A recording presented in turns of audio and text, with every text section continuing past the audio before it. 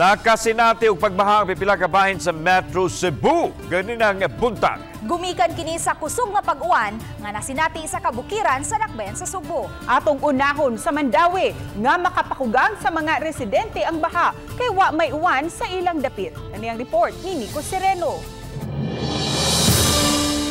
Nakapasurpresa sa mga residente sa 6.5 hectare relocation site sa Barangay Paknaan ang kalit nga pagbaha mga alas 10 kaganihang buntag.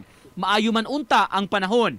Apektado sa pagbaha ang mga balay sa Zone Talong ug Zone Sili.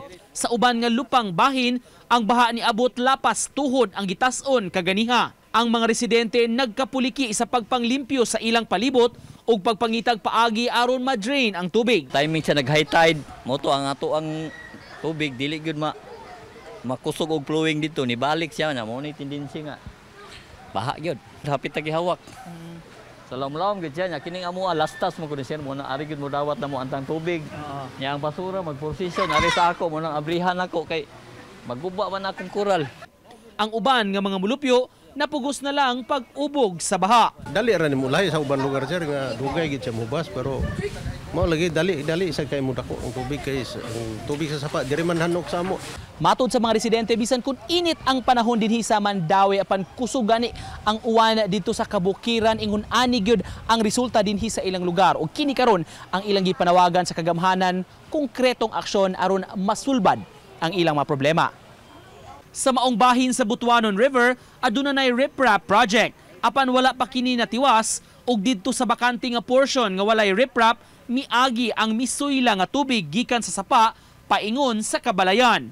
Samtang sa may sitio Pulang Bukid sa barangay Alang-Alang, gipangunayan sa taga-disaster team ang pagmonitor sa sitwasyon. Ang dapit usa sa daling maapektuhan kun musuyla ang sapa. Nagpahimangno sila sa mga residente nga magmatngon og kanunay nga i-monitor ang level sa tubig sa sapa. Matod ni Ginang Gina, mas bantayanan kuno nila kung baga kaayo ang dagom sa kabukirang bahin. Ang among timan-an kanag yung mudagom na dito nga side dito bukid. Okay. Kay bawo na jud mi nga mobaha.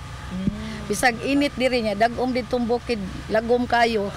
Baha gyud na usahay mo awas jud. May lang kay mo padayon og saka mag-deploy na ta mig rescue rope diri.